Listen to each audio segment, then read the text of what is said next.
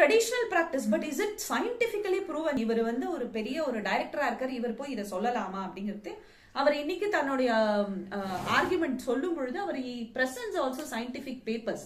So it is a very interesting discussion. நம்ம எல்லாரும் இந்த சயின்டிபிக் பேப்பர்ஸை ஒரு வாட்டி பார்க்குற ஒரு வாய்ப்பு கிடைக்கிறது.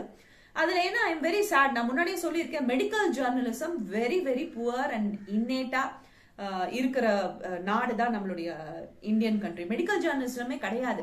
ஒரு மெடிக்கல் ஜேர்னல் எடுத்து அதை அனாலிசிஸ் பண்ணி பேசுறதுங்கிறது ரொம்ப ரொம்ப வெரி ஃபியூ ப்ரெஸ்ல ரொம்ப கம்மியாக தான் நம்ம பார்க்க முடியும். ஸோ அதில் ஒரே ஒரு பேப்பர் தான் அவர் சொன்ன எல்லா ரிசர்ச் பேப்பர்ஸையுமே ப்ரெசென்ட் பண்ணியிருக்காங்க. மீதி நெட்ல போய் நீங்க பாத்தீங்கன்னா அவர் சொன்ன பேப்பர்ஸை கூட அவங்க யாரும் கோட் கூட பண்ணல. ஒரு பேப்பர்ல சொல்லியிருக்காங்க. அவர் 4-5 பேப்பர்ஸ் சொல்றாரு.